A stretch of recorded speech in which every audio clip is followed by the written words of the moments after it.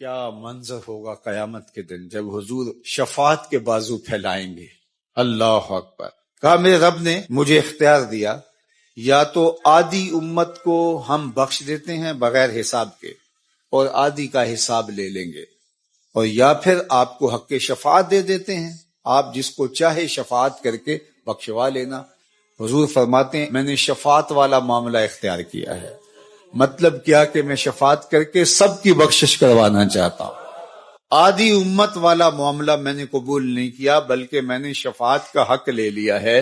اللہ اکبر. یہ ہے حضور کی شفاعت کے رنگ. وہ کسی نعت خواہ نے پڑھا کہ وہ اپنا مقدمہ کیسے ہار سکتا ہے جس کے حضور وکیل ہوں. تو میں نے ٹوک دیا تھا، میں نے کہا حضور ہمارے وکیل نہیں ہیں، شفیع ہیں.